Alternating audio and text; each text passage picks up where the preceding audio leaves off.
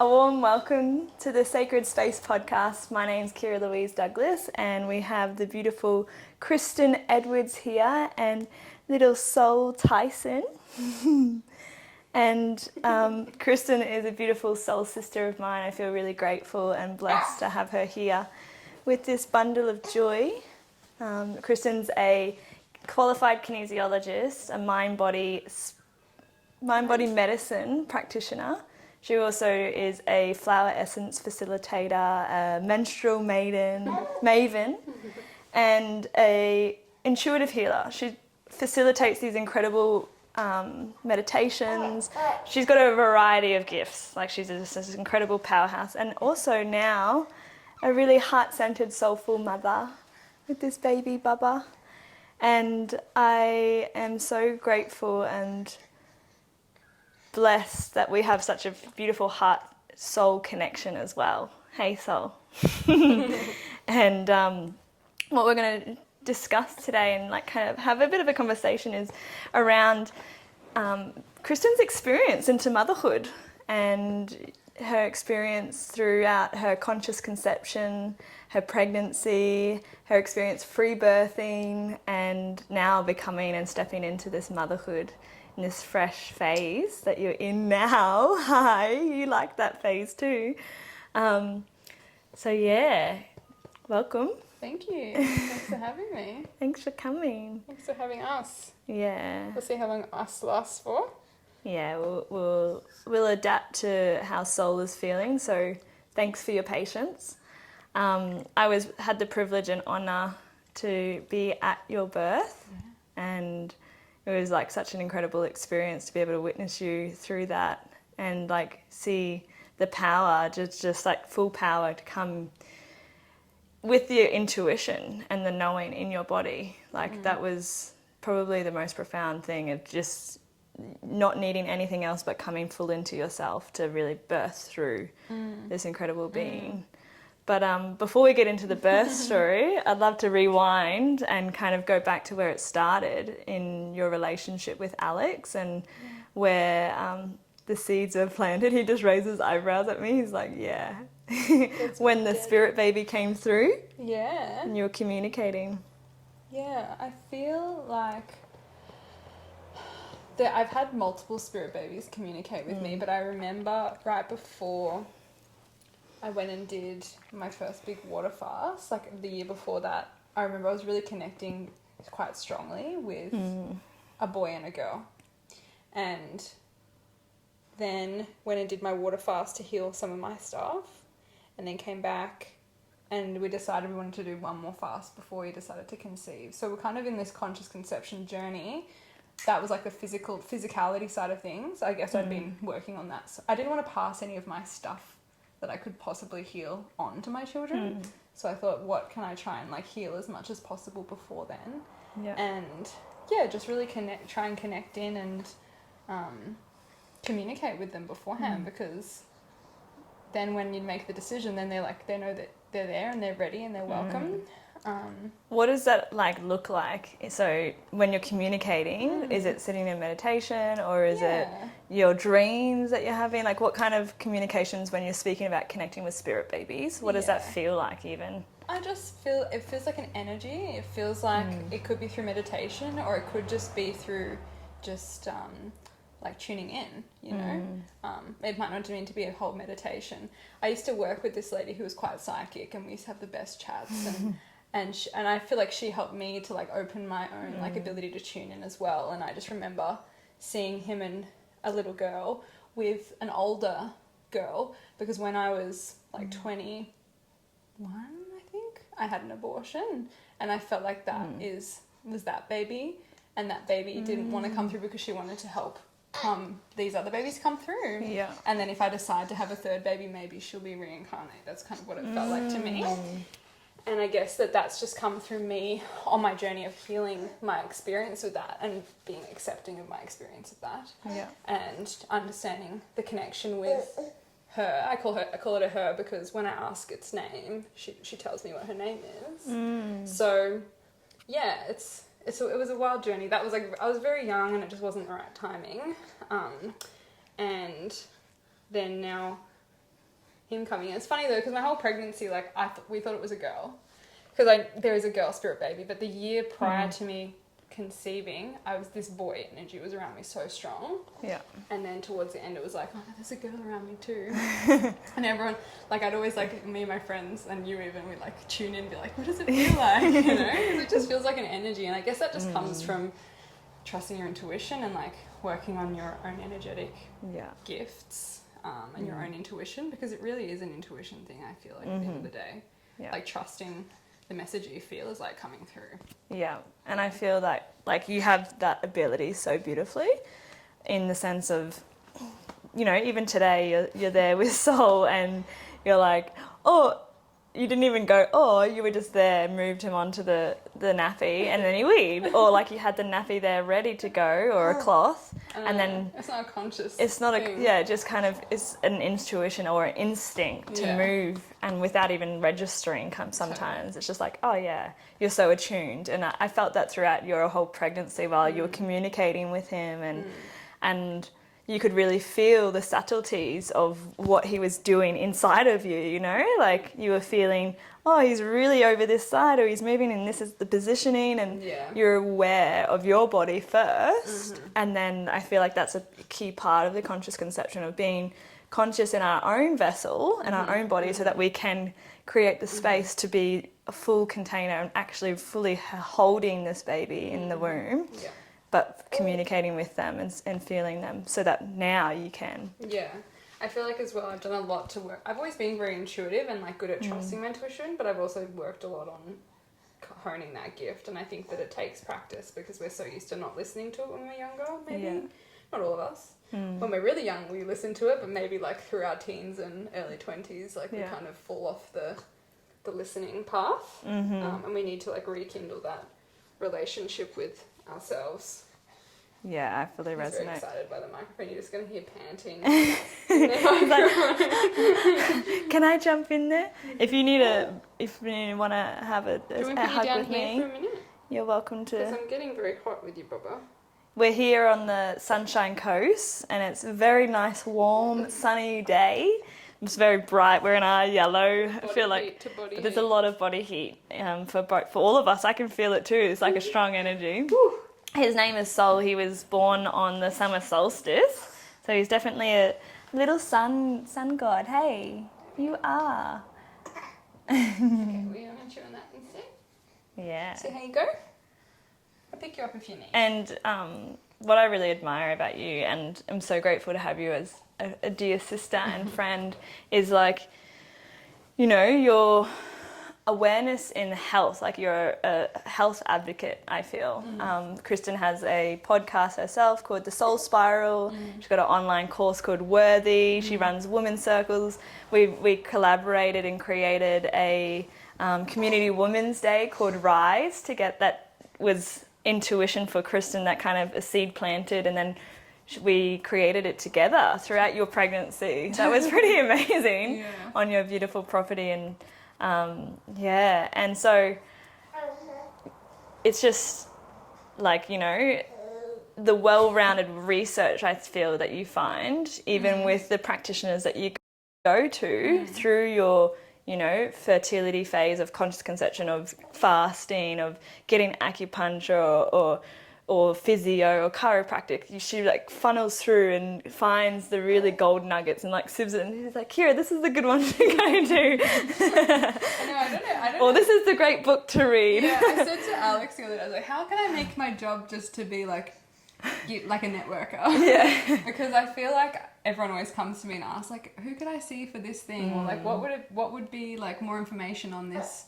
thing? Or do you know, like, where can you point me in the right direction? I feel like I always have somewhere I can point people, because like I'm such like a seeker of knowledge, and also finding heart aligned people that like want to help others. And so I feel like I tend to find those people because I really look for it, you know.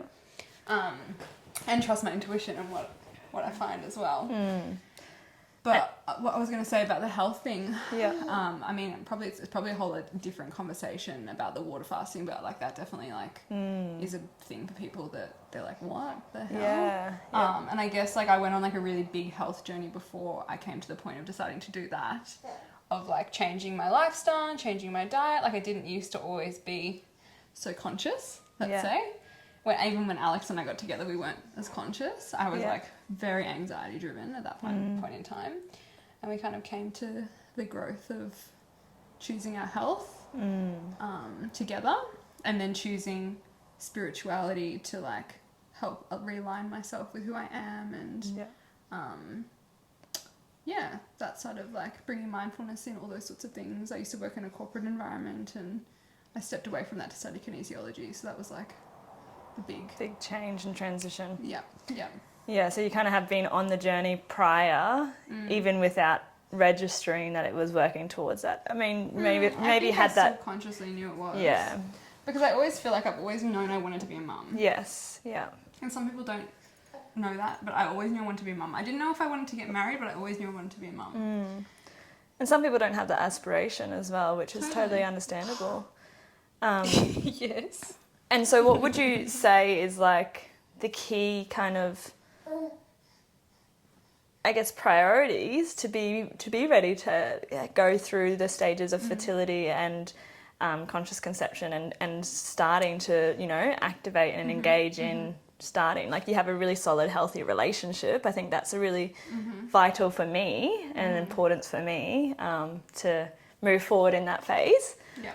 To, you know, have that solid parent for the child. Yeah, I guess like we definitely had to work on stuff in our relationship. Like, I mean, we got together young. Like, we weren't in school together or anything like that, but we were just out of school, and we've grown up together, really. And there's definitely been steps along the way that maybe we haven't picked the highest form of ourselves in the relationship. And so we had to work through those bits and pieces to be able to find that strong foundation and put everything out on the table. Yeah. Because I think like, and I think this is something for me, it's something for Alex as well, is like to be able to live the aligned life that we want to live, you've got to be so radically honest with each other. Like, that's actually a book that's really good to break that down. Yeah. And with that, it's like the honesty and the truth, it's constantly changing as we evolve and change. So it's always rechecking in and reassessing or open, compassionate communication with that. We're going into like relationships now, but back into like your pregnancy journey. Well, even birth, like I feel like pregnancy and birth, like if we hadn't already been in a state where we'd been so radically honest, it's much harder to communicate. It's easier to communicate when you've already done the hard yards to be radically honest with each other over time. And then once you step into the place of like pregnancy and birth, like you can just come from a place where you know you're not like attacking each other's nervous systems, I guess. And so it's a more regulated way to connect, especially when you're like hyper emotional, you know. And maybe like for me, like I'm not always like being logical in my emotions, like through pregnancy or even labour. You can probably tell better because I can't really remember what I was saying. But I really remember one moment that I just like looked, Alex asked a question and I looked at him and you answered for me because you were just like, she does not need to answer this right now. And I was like, somebody help me. But yeah, I guess like having that practice of that and always showing up in a way, like we do a lot of check-in with each other and like we called this Soul In together, you know. It wasn't just like, I definitely led the way, I guess I would say, as a woman that's like connected in, but this baby wanted to be with him too. It's not just picking me.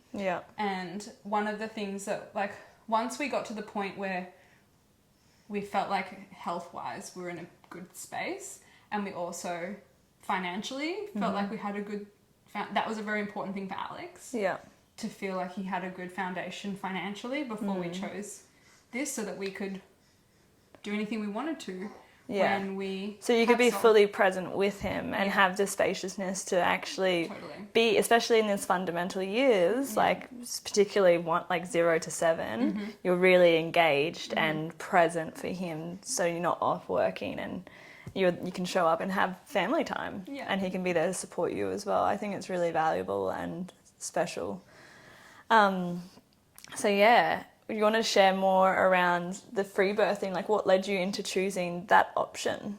Because it's in some places it's radical free birth, or like the radical honesty. It's because it's not in the society norm nowadays, where it used to be in ancient times, and it's coming more and more, and there's a lot of people out there choosing to birth on their own or birth with doulas or have support, like I was there for Kristin. And so what led you down that journey? I feel like Alex started the thought process. Not that he realised he started the thought process, because I don't know, as I went on my health journey, I realised that maybe the hospital and the Western medical system was not fully aligned with the values that I felt was right for me. And as a place, I didn't necessarily feel safe there. I want to preface that everyone's different, and for some people that is what feels safest for them. But for me, I'm a person that likes to really research things and know what I'm deciding to do before I'm deciding to do it. And so for birth and pregnancy, I also have always been someone that has trusted the body. And so if I'm fully trusting my body, then I should only need that place or a doctor or whatever if something went wrong.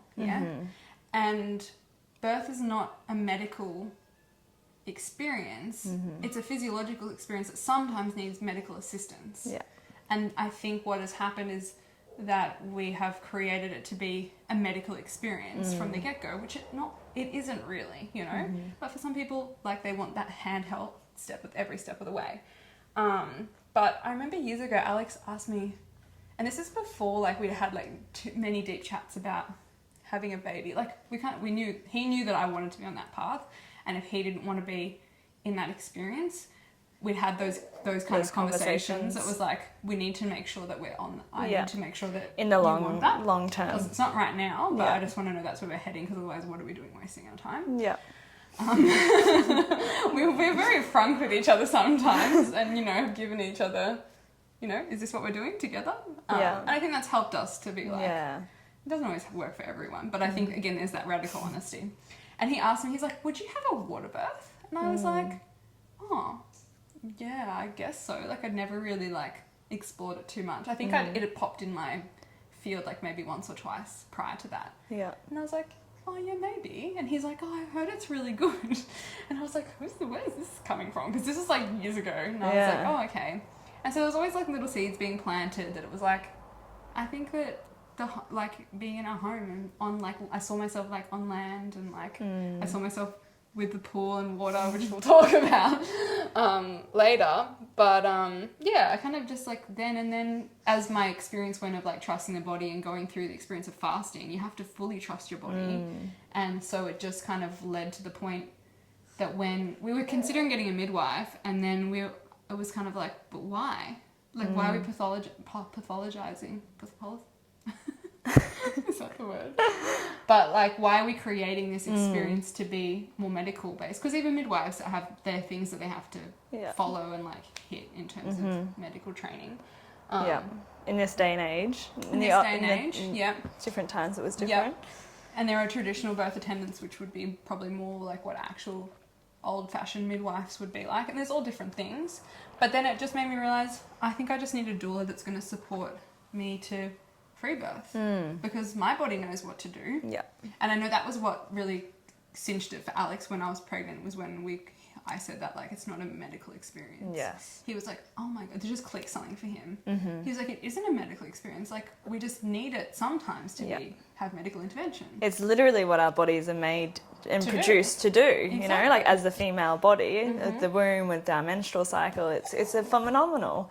And I love the saying that you talk about around the story actually around the woman who had a coma, who was pregnant, and her body gave birth while she was in the coma, because it's this natural physiological thing that just happens. Our body contracts and opens, and the baby will it will just it's not just you, it's the baby also. Exactly. And that baby's not going to stay inside you. And this is the other thing that I'm sure we'll get into, but how much intervention occurs in the medical system, because there's they're putting structure to something that's maybe not structured, a woman should be pregnant for this amount of time, and it's well, hold on, there's so many variances to that. Yes. And I think there's so many guidelines in the medical system, which the protocols Yes. and things that they have to follow Yeah. because of risks, Yes. and it's very quite fear-based yeah, in it's a not sense. always necessarily at the benefit of the woman. And that, from the best heart intention as well. Yeah. It's just like the logistical side of things that need to be happening. And like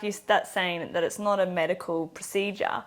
It's with most things, it's like we go there if we have, you know, a broken bone, or if we have a really illness that needs deep, you know, or there's something going on that you don't know and you want to investigate it through that. That's diagnosis. fine too. Yeah. You know? Yeah. But it just didn't make sense to me to be like choosing that for my birth experience. And I guess like for what I wanted to vision my birth experience to be very different from my own birth, because my mum had intervention and then she had a C-section. Yeah. I didn't want that to be my story. Of course, you can't control these things, but the more that I engaged with the system that believed that like that was what was going to happen, that would be more likely to happen. So therefore I wanted to remove myself from that systematic thought process and surround myself with like positive stories and experiences so that I could manifest what was right for me without having fear get in the way. Yeah. Yeah. Yeah, which is why my mum wasn't at my birth in the end, because she still has her own birth trauma that she needs to work through, and she recognises that. That was her choice as well.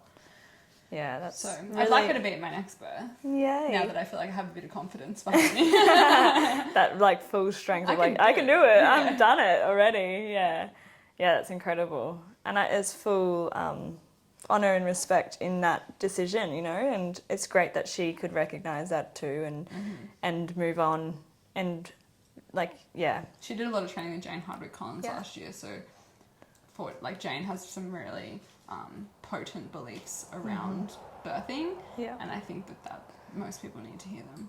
I agree, definitely. Because you had her on your podcast already, didn't you? Yeah, she's an incredible mentor, definitely. Yeah. Definitely highly recommend tuning in to all of her content. Like, she's a big role model. I've learnt through her, through Gillian Zamara as well, and other sisters around that have done her teachings. Book, and actually, I've been 10 Moons was to me. Yep. That was excellent to read while I was pregnant. Yeah. Yeah. Yeah. And so, do you want to share about your birth story? I want to share about like one other thing before I got pregnant, and then like some things during my pregnancy with Soul. Yeah, because we haven't really talked much about the pregnancy. No, but when Alex and I decided, we were getting to the point where we're like, 2022 like is the year that we're gonna go for it. It was a big year. Yeah. Oh yeah, we'll go into that in a minute. But in the end of 2021, we went and had we did a mushroom microdose kind of journey together. Yeah. And we're kind of like stepping to the place where we're like, okay, we're ready for you. Like, do you want to come in? And I remember we were I don't know, we were just listening to a John Hopkins like soundtrack, and we'd been on like a bushwalk, and like we're doing all this stuff, and I was trying to we were doing some of the practice in Spirit Baby's book. We were trying to do the meditation, and I was meditating, and then I was just like, oh, I see something, like I was getting Blessings, visual. Beautiful. And I was like, what's that? And I was like, oh, that's like my friend. Oh, that's not. And he looks like, oh, that's really so random that this guy, like one of my friends, he came through. And then it is really funny to look in hindsight, because this friend came through and I was like, that's so random, that's nothing to do with my Spirit Baby. But his due date was this friend's birthday. Wow. I don't know if I told you that. No. So his due date in the medical system was the 8th of December, and this is this friend's birthday. But I just thought it was so funny that I was seeing this friend. I was like, whatever, like, it's so random.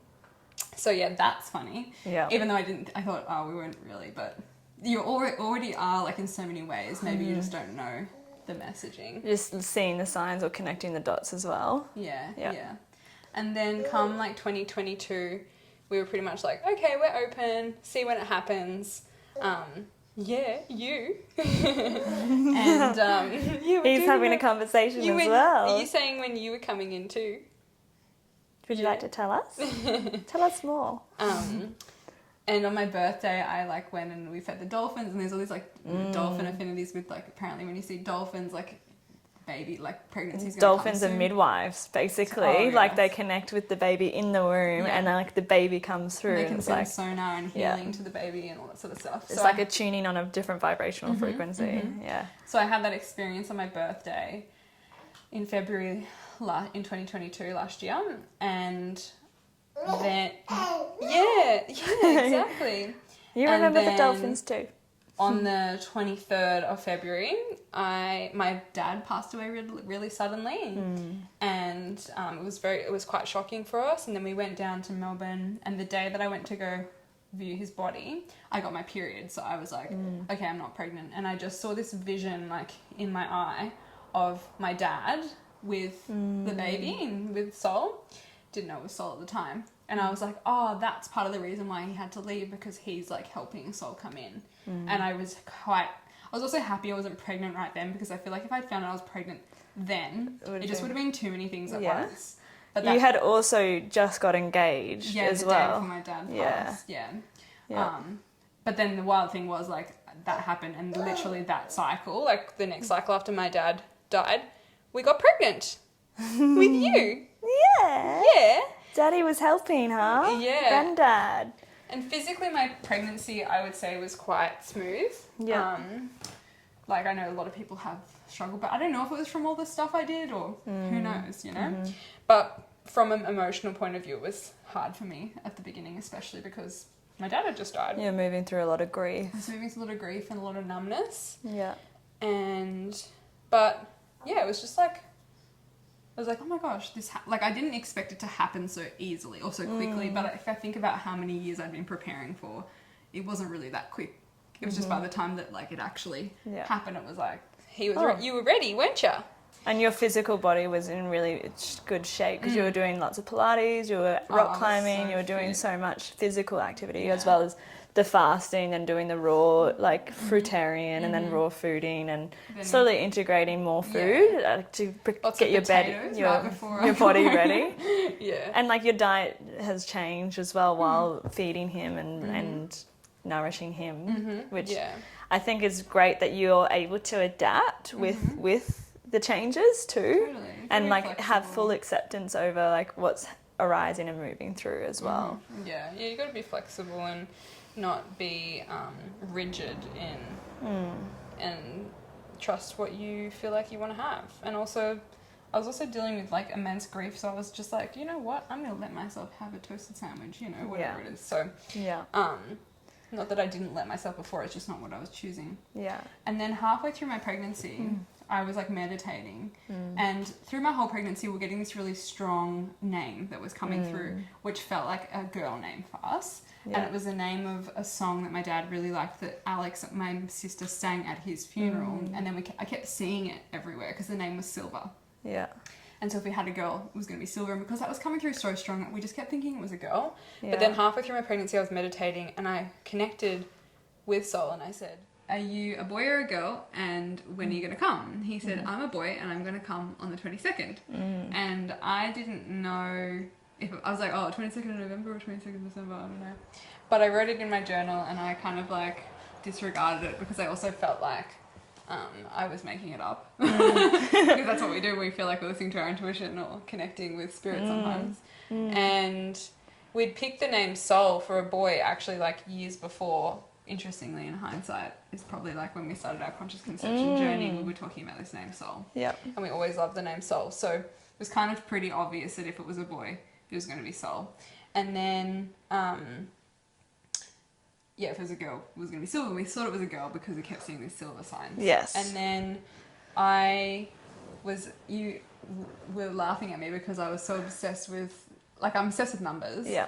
And I got engaged on the 22nd of the 2nd.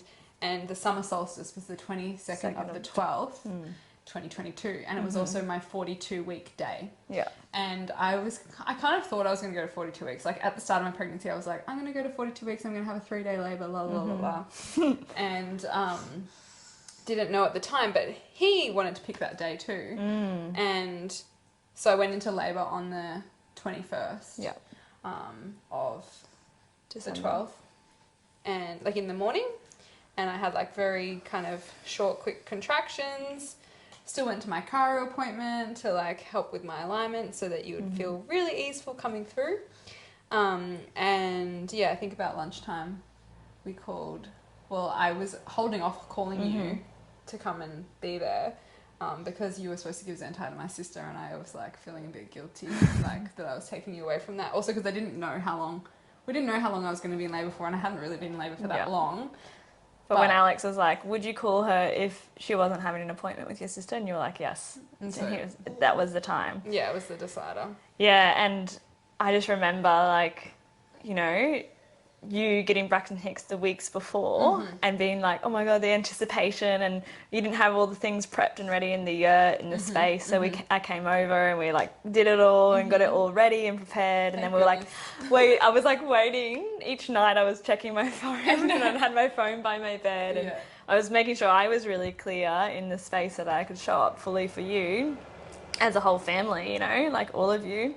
And it was like, the anticipation, but you were like, no, it's going to be summer solstice, and you just knew. Wanting it to be, but I also was like, I don't want to put that on him because that's my thing, but it was also his thing. It was both your thing, and I didn't even like make the connection then. Yeah, that we'd picked the name Soul, and that he was like ended up being born on the summer solstice. Yeah, and when he was born on the summer solstice, it was like, well, we can't pick another name now. And then you ended up calling him Soul Silver. Yeah, so it was just like the combination of all of the things. And it would have been Soul Phoenix otherwise, because I felt like Phoenix energy very strong because it was like the death, and he was coming through with the rebirth, and I was seeing phoenixes in my meditations in the lead up to my labour and birth. And yeah, I guess like the other things that in pregnancy, like I had a blessing way, which you facilitated so beautifully. And when that was happening, because obviously that's blessing the mother to be able to go through her rite of passage, and it's like super nourishing. I was like, well, Alex needs something because it's like him going through a rite of passage as well. It's not just me, it's him as well. And so he gathered his men and managed to, one of his friends actually had been to like the Rites of Passage Institute and studied there and all this sort of stuff. So he ended up spending his day climbing a mountain, hauling rocks up the mountain, where I was like getting pampered and like foot massages and like being hand fed food, melon, and painted on your belly, sung to, and all the women are singing. But it was really beautiful collaboration where we came together with the men and women. It was like the whole community felt, and like having, you know, elders there, like your mum and Alex's mum and my mum, and people who had been at births before, even in the men's circle and things like that, like all coming together and standing in a big circle with the men and women after. Had our separate things. And that moment as well, like that's like stuck in my mind. That was like the most potent moment for me that day. We're all standing in that huge circle with everyone in that like community and like all holding hands, and it was so beautiful. I think I was just crying the whole time. It's so special. And like to be able to come into collaboration and knowing that of that support together, you know, like it's not, it takes a village to raise a child, you know, and that you have that support around you. Because we're here for you. And just like all the beautiful love offerings that everyone put forward that day, and and that was like, you know, an anchor for the postpartum experience too, because like, you know, there was a lot of women who came and brought meals and like just I guess it kind of also sets the scene for that fourth trimester and that period of you know, voicing and communicating to friends and family that like, you know, this is what our intention is for the birth. Can you hold us with that together so we can amplify that feeling? But also the postpartum period is like full nourishment, rest, not really going out much, and respecting the space. Exactly. And that was like, so... Or so letting powerful. go of the expectations as well. Well, I guess as well, like everyone kind of... Well, maybe I'll come back to that about postpartum. But in terms of the labour, I think it was like, it kind of amped up a little bit around the time that you came, and then it sort of blissed out a bit, and I was like navigating the contractions or the surges really gracefully, as you say, having lots of rest and bouncing on the ball. Hated the TENS machine. But so I also think that's how I knew I was in labour, because the surges diversity felt of very different to Braxton Hicks. Like Braxton Hicks was all like up the top of my belly, whereas the surges, the contractions were like low in my pelvis and was just like so intense, like the most intense period cramp you could feel. Was just like, and it's so amazing that it's so different for everybody as well. Like my friend had a baby and I was at her birth as well, and she was feeling it all in her hips and her back, you know, rather than the front. And so it's unique and different for everyone. Like her Braxton Hicks might have been in the front, or and it's just but you were aware of the difference in yourself to know that it's like it's time, it's coming. Yeah, and and also like I was getting to that point that week. I think I was like, when are you coming? And then when that happened, I was like, oh my God, it's finally happening. And yeah, it was just a really beautiful day. And then I think like around 6 p.m, like it was starting to like amp up more, and it was like, I want to go down to the yurt, because we were up in like our shed house, and that wasn't where I planned to birth. We planned to birth in the yurt, which is with the beautiful space that we had my blessing way, and Kira had helped me set up. Yeah. But mainly really you just setting it up because I didn't have the energy to. And then like we had the pool down there and everything, but I didn't have a toilet down there. And I didn't realise that was going to be a barrier to entry. But yeah, so I kept like wanting to come back up to go to the toilet because I just wanted to poo all the time. Yeah. While we candid about it. And yeah, first of all, we went down there to blow up the pool. No, the pool was blown up. We went down there to fill up the pool. Yes. And then the machine we had was like a camping shower that like heated the water on gas. Like it wouldn't work. And then this is when Alex came to like ask me like, what should we do? And I was like so deep in labor. You were like, not in the logical mind. You were just. And I didn't want to take myself out of that. Yes. So when that moment happened, I think I just looked at you and you were like, there's a third option, Alex. Yeah, or maybe there's a third option, and you and I can talk about that. We just let you soothe in this energy. And that's the moment I was like, Kira was the exact right person to be here to help Alex. Yeah. So then you ended up having to going and buying another machine. Yeah. And getting us dinner, so it worked out really well. It did work out perfectly. To get some food. And when I went back to the house, your mum actually came to drop off some things. Oh, yeah. And so I got to greet her and see her. And she knew I was in labour. Yeah, and she could see you in the distance. You and Alex were dancing outside and it was sunset. It was really a magical time, actually. And all the synchronicities were just the way it was meant to be, you know? And totally. I saw her and she was just like, so like heartfelt. Yeah, it was really special. Even I was like, I'm getting teary now. Yeah, you're making me teary. But yeah, Alex and I were like just swaying outside, like, and I remember I was watching, because we can see Mount Kilroy, and there's like another kind of mountain ridge in front of that, where there's like, they have like a farm like with cows, and you can always see the cows moving. And I could see the cows on the mountain, and I was like, if a cow can do it, I can do it. That's what I was saying to myself. That's so good. I love that. If a cow can push out a baby calf, I can push out a baby. Yeah, and then, and that you did. I did.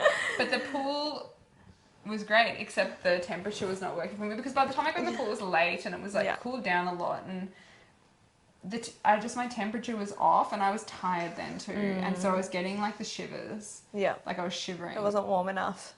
It wasn't warm enough, but I also just think it was just like the contrast in temperature. Yeah. When I have another baby again, I probably would still give the pool a go again, because I'd really like to have that experience. Yeah.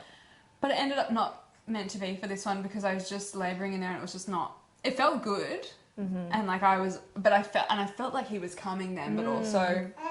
Yeah, and that's when we called Ruby. Because you could feel it coming on a bit stronger. Because my body was pushing so hard, and I was like, surely this is going to be soon. And I was moving around heaps. Yeah, your intuitive movement was just so incredible to watch, but also just how the body transforms too and opens. Yeah. It was just like... Because I was feeling like I needed to move to be able to let him get into position, because I couldn't feel him... When I say I couldn't feel him moving, I feel like that sounds scary, but it wasn't like I couldn't feel him moving like he wasn't alive. I just could feel like he wasn't like, coming in down to be like down the birth canal. Yeah. And so moving heaps, and then we pretty much like, after Ruby got there and I'd been in the pool for a while, like jump in and out of the pool, which was becoming tedious, I think, for everyone, including myself probably. I literally was like, I need to go to sleep. Yeah. And I think Alex says it was like close to, did you just do a poopy? I would definitely love to touch on that illumination communication as well. I don't think you did. I think it would have been louder than that, hey? Yeah. You just let us know when you need to go to the toilet and we can get the potty for you, okay? Yeah. But, yeah, it was like close to probably like 2 a.m. at that point in time. So Alex made the executive decision that we're going back to the shed house, and you guys were going to empty the pool and bring the pool up there. Yeah, we were navigating how that was going to work because there was no tap, and I was like, we can't really put it in the shower. I said we're going to have to empty it regardless, so we'll just empty it anyways and bring it up. And then when that happened, I think that just like made me like come to the conclusion that I wasn't going to be in the pool because it seemed too hard. Yeah. So when you came back to the house, your whole body, like your nervous system, kind of just dropped because you were in your bed and the toilet and shower right so there. Close, and so I just like went to sleep, but I was still having contractions. Like I don't know how frequently. I'd literally fall asleep and then wake up to have a contraction, and by the end of it be so tired that I fall asleep again. Yeah. And like to point out, if I was in the hospital, they would not have allowed that. They don't allow you to have those kind of rests. And again, intervention would have occurred. Most cases, like from what I understand, pretty much all cases, they don't let you really have a rest. It's very rare. Yeah. And I wanted to have rest multiple times, so that wouldn't have suited me to not be able to have intervention, or would have had to fight for it, you know, to not have to have intervention in that moment. Or failure to progress is what they call it. Yeah. You know? So when I had a time frame for them. Yeah, but what was happening is my body was just like warming up the whole time up until this point. Yeah. And then once I had this rest, then he moved down, and I consciously was like, I need to move or like go to the toilet. So I went to the toilet, and I could feel his sac bulging at my vagina, and I just like touched it, like pushed on it, and what I did is actually burst my membranes. Like that's what they do to break your water. They didn't realise I did that. You just did but it I'd been leaking until that point, but not like a proper water break moment, which then it was like gush water break moment, and I knew he was in position then. Yeah. And I also knew as soon as I did that it was a boy. Like I was like, he's coming. Wow. Yeah, it kind of just dropped in, and you kept saying he as after that moment. I was like, it's a him. Yeah. I was like, he's coming. Yeah. You. I was like, get this boy out of here. Like I was yelling. I got Alex. We went in the shower. This baby here. A scorpion ran out at us in the shower. Yeah, this is while Ruby and I were having a rest and a nap. Yeah. You want to come? Oh, have a cuddle. I'm tired. Yeah. You're tired, Bubba. Come here. Yeah. Oh, we'll just take a moment there. Yeah. We'll just take a moment. Are you okay? I think it's okay. It's a microphone. He's like, oh, this is something new and fun to play with. Lights up. Yeah. And so, from that... Yeah, so then we got we had in the shower, the scorpion ran out, Alex dealt with that. I had one date at that moment, because I hadn't eaten anything since dinner, and that date got me through like the next however many hours. Yeah. Yeah, and then after the sun wasn't up yet. No, because that was at 3 a.m. that happened. Yeah. And then he was born at 6:45 in the morning. So like we went back, and then I was kind of like, I think the sun was coming up once we went back outside into like the space. Because then Alex was like, I'm going to go have a sleep again, because he just also didn't know how long it was going to be. And then you were like sitting there with me pretty much. I woke up to like quite loud contractions. Yeah, quite loud me. The primitive mother coming out. What? That was graceful. And I was like, okay, yeah, it's happening, because it was really coming on then, and it was very, very close together as well. Yeah. And when I came down, and then it kind of eased off a little bit again. Yeah. And Ruby had to go pick up her son. And when she went to go pick up Luca, I was like, I think I might have this baby before she come back, because at that point I was like started yelling, and I yelled at one point and I woke Alex up, and he was like, good morning. Yeah. And I was like, because I was leaning over, like I was on all fours or on my knees leaning on the bed. And then, you and I, it was just you and I, and Alex was resting. Yeah. And then all of a sudden it just kept, then I just could feel him moving down, because once his waters broke, I could feel him moving down and up, and at one point I was like, this cheeky bugger. I could feel him like moving down. And then when Ruby left, then she came back. I was still going, but I was very close then, and then I was facing you guys. But as Ruby came through the door, she was holding Luca, and he was still in like this cuddly, sleepy, and holding Mum. And I looked over, and I was just like started bawling my eyes out, because I was like, you're doing like that's you're gonna have him in your arms very soon, it was just like, oh, this heart moment. My heart melted. Yeah, I think, and you caught it on video, like, Alex was crying, you were crying, and Ruby was crying, and Luca was just, like, staring at me. Yeah. And I think, like, I had this moment of, like, realization I was being watched, and I, like, looked up and looked around, and then I was just back into it again. But you could, like, I was facing you guys, you could see everything. Like, not, like, if I was in the pool, you wouldn't have seen half of that.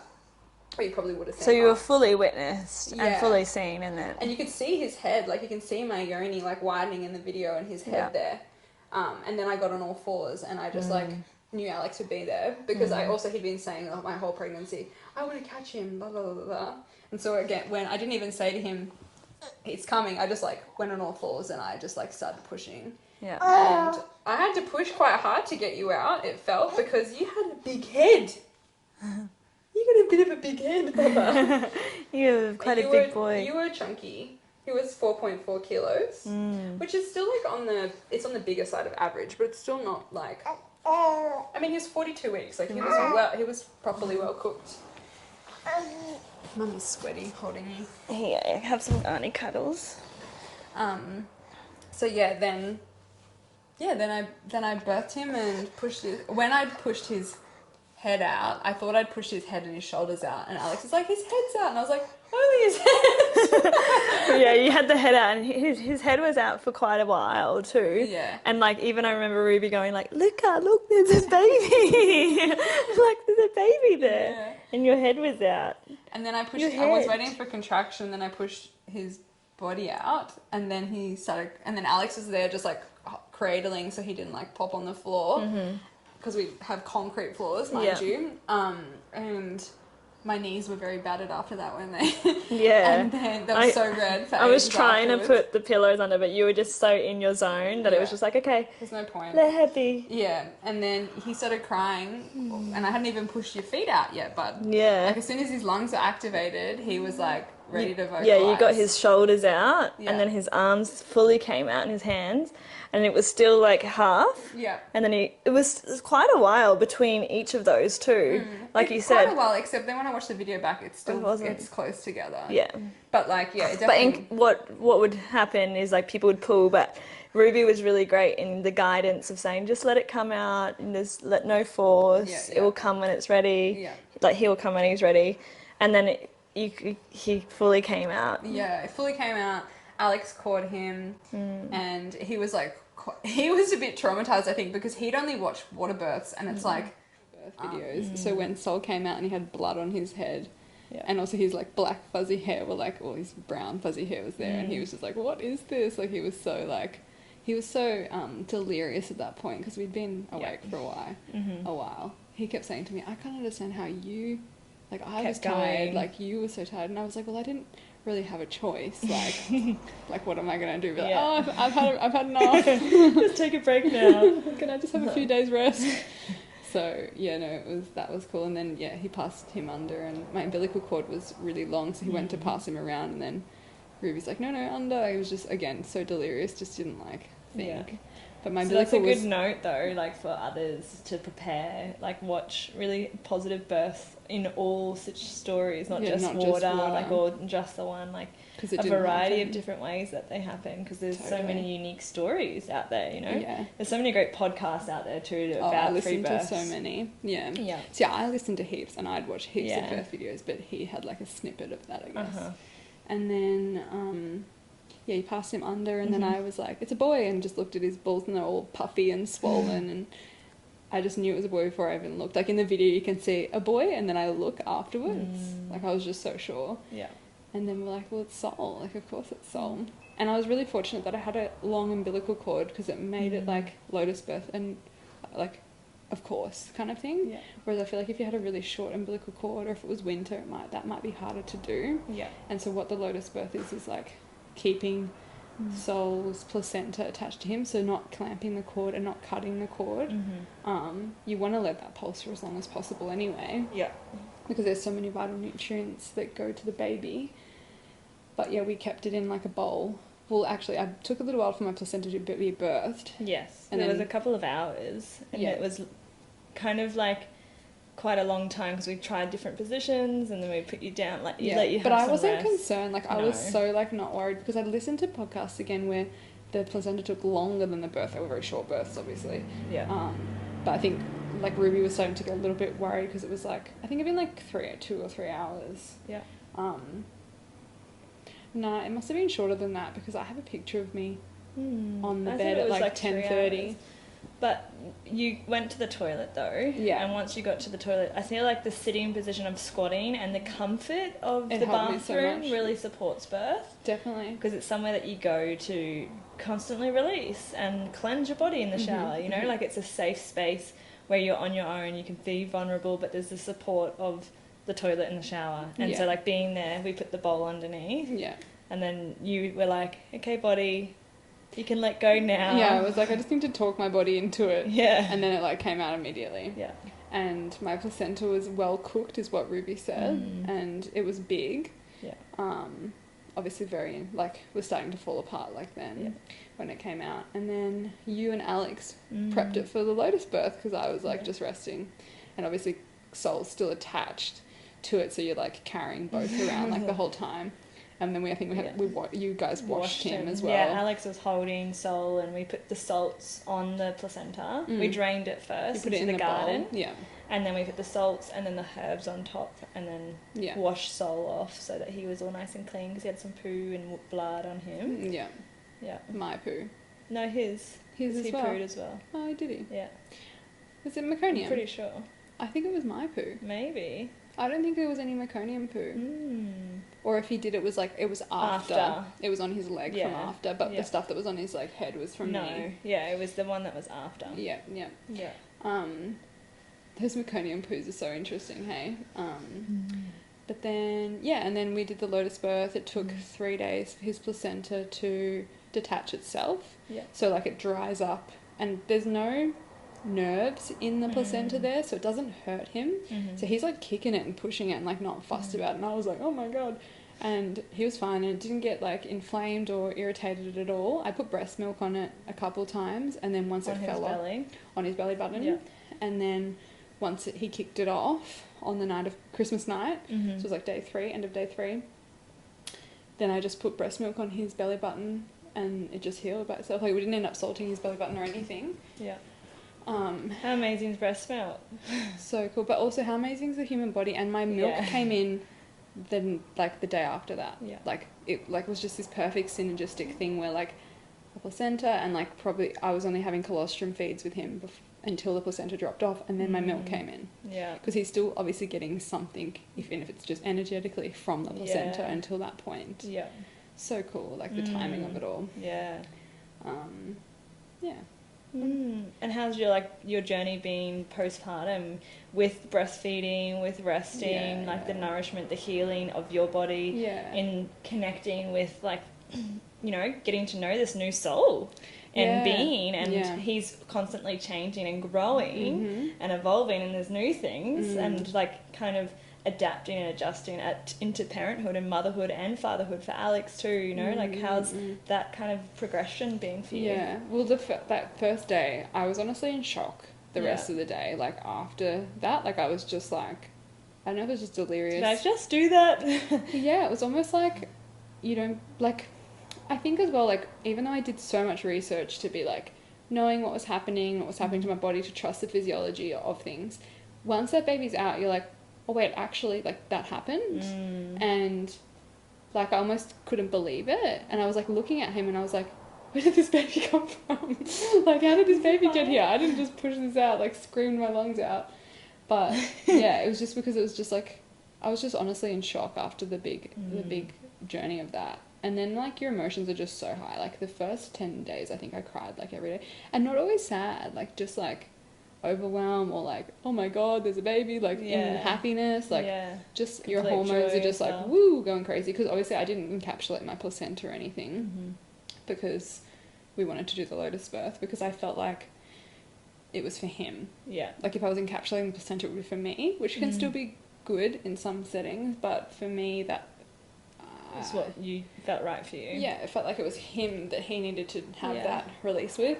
And then we buried the placenta and planted a tree. It was so cool how it all dried up. But Yeah, and then I was very fortunate that, like, obviously I had such a wonderful group of women at my blessing way, and Ruby, my doula, set up a meal train for us, so we had people dropping off food, like, pretty regularly, which was so helpful. And, like, she just, like, did a thing online, and then I sent the link out, so even if you don't have to have a doula to do that. Yeah. So, like, I think that's, like, so helpful. It's really helpful. Even now, like, people sometimes book drop off food to me, and it's, like, it's still helpful because, you know, your hands are full. Yeah. I'm loving and, like, energy as well, because you're, like, can be sleep deprived, or, like, you're constantly in need, or... Yeah, so your nutrients and sustenance is so important. Totally. And, like, I was very fortunate that, like, I had Ruby, like, supporting me postpartum as well. So she came and gave me body work and, like, checked my yoni. Like, so I had, once she came for the first visit after birth, like, once I'd had time to, like condense back down, I guess, and my vagina wasn't so puffy, so you could kind of, like, see what was going on. I had 2 small tears. I was not surprised that I teared because, like, I felt like I was tearing on the floor. Like, it hurt a lot more than I thought it was going to hurt, which I think is just my experience. I don't think that's everyone's experience. Also, I had, like, the water wasn't, like, softening that in any way, so but my friend who birthed a week after me, she didn't have, like, hardly any pain, but her daughter was, like, 3 kilos, so I was also had some girth to him, let's say. So yeah, and his head hurt the most, like, and then once that had, so I thought I'd torn my lips, but I'd torn, like, a little bit inside my inner labia and just on my perineum. Yeah. Very small tears though, like, Alex couldn't identify it, only Ruby could identify it. And then, I was supposed to keep my legs closed so it could heal. That didn't happen that much, to be honest. Like, when you're, like, learning to breastfeed, I guess, like, that takes priority. And it wasn't hurting me, so I had a hemorrhoid before I gave birth as well, and so that got a little bit inflamed, but that went away pretty quickly afterwards. But the biggest shock to me was that I got mastitis, because I have quite, I mean, you can see I've got boobs, and, like, prior to getting pregnant, like, my boobs kind of, like, I put on a bit of weight, and so my boobs kind of swelled up a bit, and then I don't know if it's because of the size, but I had heaps of milk come in, and he couldn't keep up with it, and I didn't really know how much I was supposed to be feeding him, because he was just wanting to sleep all the time, so I was having to wake him up to feed him, and I really probably wasn't feeding him enough for how much milk I had, and so then that just, like, my boobs just, like, swelled up, like, hard, and I just got, like, the blocked ducts kind of thing. I think you took a picture of me breastfeeding him, and he's so tiny. My boobs are huge and engorged because I was having the mastitis go on then. So the things that I did for the mastitis is I was eating raw garlic.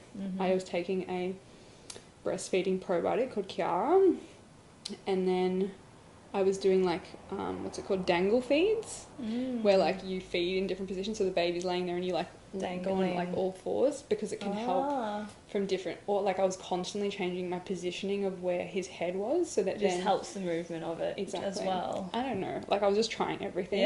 Massaging too. I did the cabbage leaf, but I didn't really feel like that made that much difference to me, even though that's, like, the thing that people say that's the most helpful. And then I got a manual pump, and I started pumping when I was, like, 2 full, and, like, before I'd go to bed, so it wouldn't, if he didn't wake up heaps in the night, then it wouldn't, like, to begin with, I was waking up and waking him up to feed him, like, every 2 hours, because I had that much, I just needed to move through it. And then I ended up getting a homeopathic, and the homeopathic helped the most. I thought I could hear him for a second. Soul's having a beautiful sleep. I was just listening. We've been cutting in and out, so thank you for the time. And we've been putting him down. He doesn't really want to be left today. With tech issues as well, but we're here, and it's amazing. But the homeopathic helped heaps, and even, like, since then, like, when I've had tiny little flare-ups, like, that's helped, but also pumping before going to bed helps, because then I might be asleep for longer. So that's generally the thing. My acupuncturist said you can, like, needle in those spots too if it's blocked. So he gave me needles too, but I haven't done it on myself. And then what else? Then it's just been, like, getting to know him. And I think at the beginning it's, like, even though you energetically know each other, like, you're still, like, kind of strangers getting to know each other, and also you're trying to get to know his cues and, like, his cries and what his different cries mean, and, like, what's his sleepy cry and what's his hungry cry and what's his, like, poo and wee cry. He doesn't really cry for poo. It's more like you've got to notice it beforehand, which I think is different for every baby, but he's not super obvious. Like, my friend who had the baby after me, her daughter's is super obvious. Like she like scrunches her face up and like does this, and it's really obvious she's trying to poo. He does a bit of grunting and he farts a bit. So then I just put him on the potty because we're doing elimination communication. And I was judging myself because I wanted to do it like from the get-go. But I just had too much going on with my status and adjusting to being a mum that I was like doing it a bit, but I was like, actually I need to not do this and not worry myself. And you're also using reusable nappies, which is also really great, like to have cloth nappies rather than disposable. That also helps. But you're not being. And he was big enough that I could use those from the beginning. Not everyone can, because usually the newborns are so tiny. It's hard. And just for clarity on what elimination communication is it's like picking up his cues of when he needs to go to the toilet, eliminating the communication of crying, basically. So he's in distress of like, this is uncomfortable. I need a wee.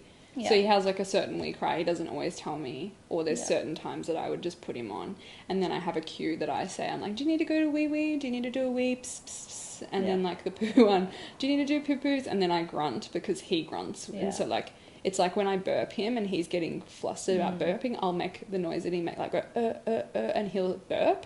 So it's like, I do that naturally anyway. And so like, I'm doing the same thing with that. And it's like... And you also started doing, like hand gestures too, you were saying. Oh yeah, I'm a bit slack with it. But like, still. I wanted to do the baby sign because then when he doesn't have words yet and he can sign if he wants to, then he can do that. So I sign for potty, more...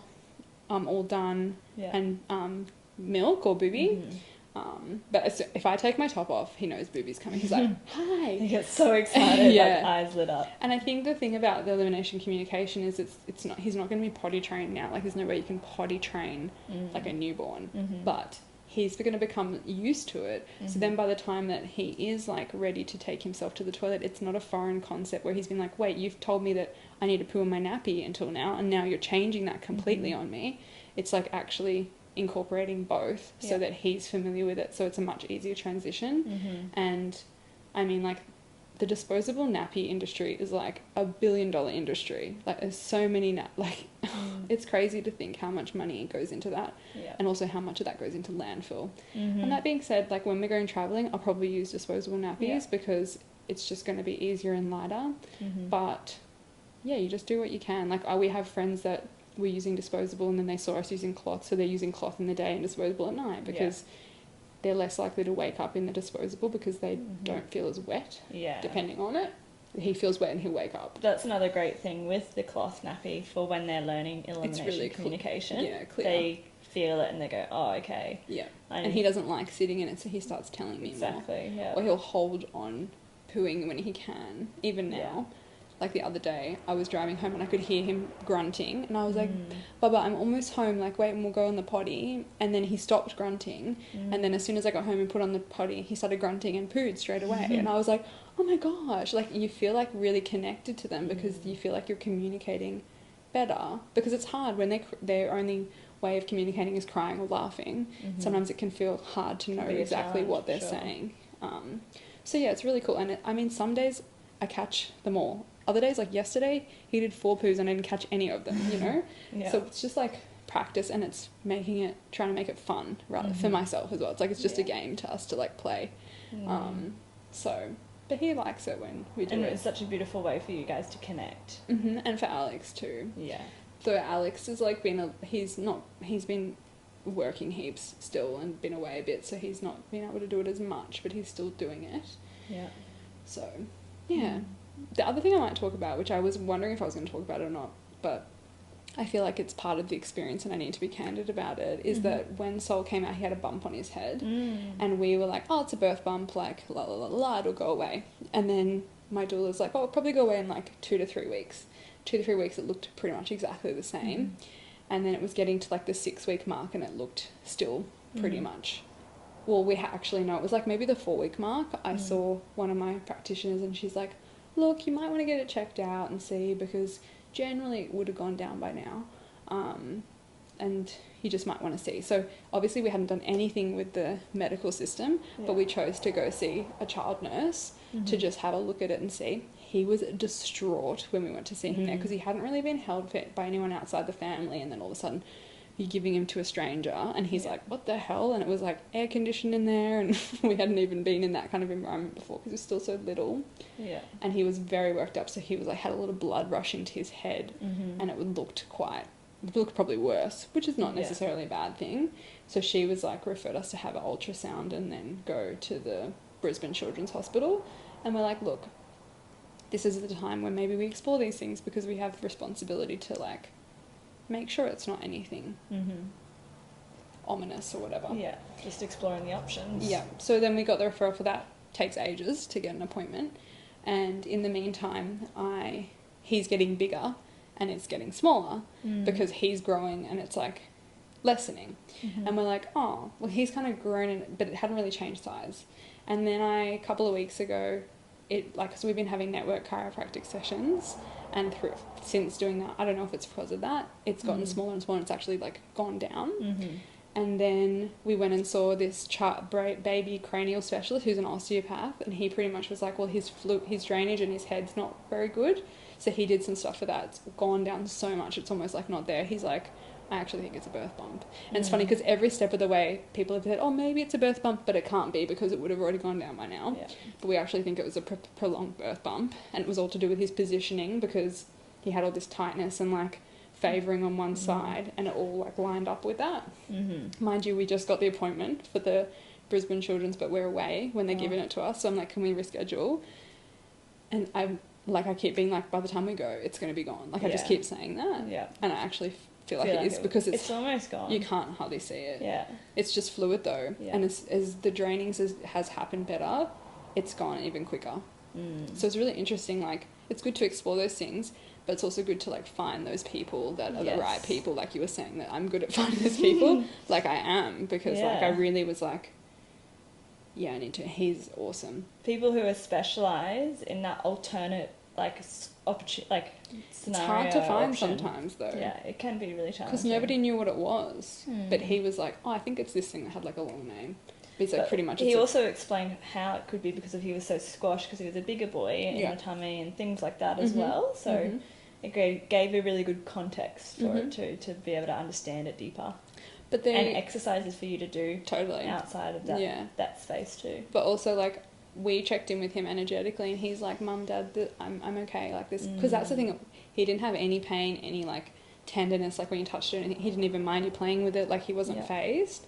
And he energetically said to Alex especially, like, I'm fine, there's nothing wrong.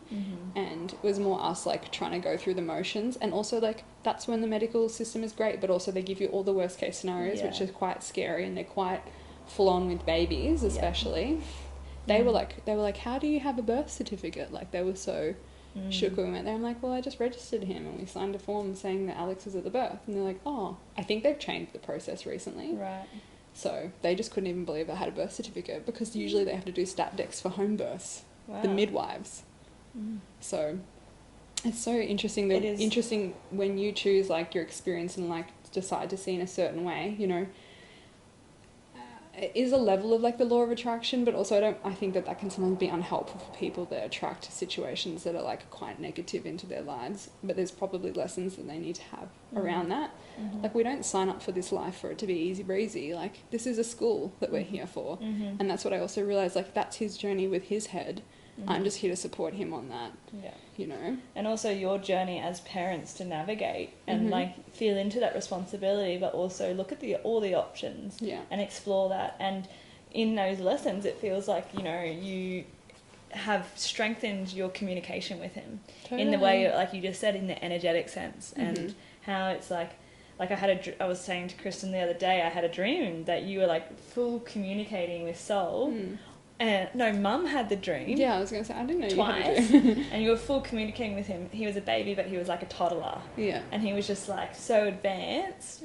And then we were communicating in text, and you mentioned something about, he said anytime before 1 p.m, because I was coming to give you some body work. Oh, yes. And I thought you meant Soul, but you meant Alex. And I was just like, I can fully see that you would, you know, tune in and communicate and feel like, when you're making decisions based off what is because that's what we did when we were pregnant and before that. Exactly. So continuing that through your elimination communication of like tuning in and being like, asking him, feeling his energy of what he's sharing, but also even sitting with it, being like, okay, when I'm making this decision, what are you feeling, soul? Like, should we move forward with this? Yeah, and sometimes it's not even conscious. Like you were talking about me putting the nappy there and then him peeing straight away this morning. Like, I didn't think to put him on the potty, but I just put the nappy there and he weed. Like, so, like, it's happening, like, whether you consciously realise it or not. If I'd been conscious, I would have been like, put him on the potty. Or I might not have, because my head might have gotten in the way. But intuitively, I just put that there. And but it also weed could have been away. too fast too. Exactly. So, yeah, I think it's really valuable in the sense of deepening the time that you have with children and, like, being present with the child and they're listening. so smart, and trusting that they are so smart. Yes, that they're not just a little potato. They're actually just like... They're smarter than us. They're smarter than us. They're straight from the source. Yeah. And they come with all this wisdom, and they're just, like, adapting to this crazy world that we're living in, you know? Like, they're learning things so quickly. Yeah. Like, in one day, he learned how to breathe, learn how to suck on a nipple, and learn how to... I know Alex was saying all these things. Yeah. It was like, true, they learn so quickly. But, yeah, I just want to say thank you so much for coming on. And did you have any final words of wisdom for men and women that are moving through this rites of passage transition into parenthood on this journey? Yeah, I feel like it's just to trust the physiology, really, and listen to your intuition. Like, if something doesn't feel right for you, like, just ask the question, like, no matter what stage you're at. And if you don't like the information you receive back, like, look into that yourself, but trust what your heart says, like, and get to know your own intuition so that you can listen to this easily. Because I think the clearer your communication is with that, and even with your partner, then the easier everything else is going to be to navigate, no matter what comes up, especially, like, through pregnancy and birth. But everyone's always going to have opinions. Like, everyone has opinions. Like, you think you're going to have opinions thrown at you in pregnancy? Wait till you're a parent. Like, it happens again. Like, it's just priming you for that. Yeah. And so it's all noise at the end of the day. Like, just listen to this. You know what's best for your body. You know what's best for your baby. You know what's best for your relationship. Nobody else does. They can give you advice and give you guidance, and you can take the nuggets that you want, throw everything else in the bin, and just be okay with trusting you. Yeah, that's really powerful. It's like this kind of quote that I always refer to when I'm working with mothers is like, you are all that your baby needs. But it's also comes back to that, you are all that you need. And just feeling that advice of what you're sharing goes for everyone, I feel. So such golden nuggets. Thank you so much for taking the time. Thanks to Soul. My pleasure. Being such a beautiful young boy. Appreciate baby you. boy. Thanks for being on the journey with me. I love you. And moving forward, and all the juicy fun we have in being sisters. I love you. Soulmate sisters. Yeah. Sisterhood podcast to come. I love We'll get you. there eventually. As long as it doesn't take 7 takes again. Thank you, and goodbye.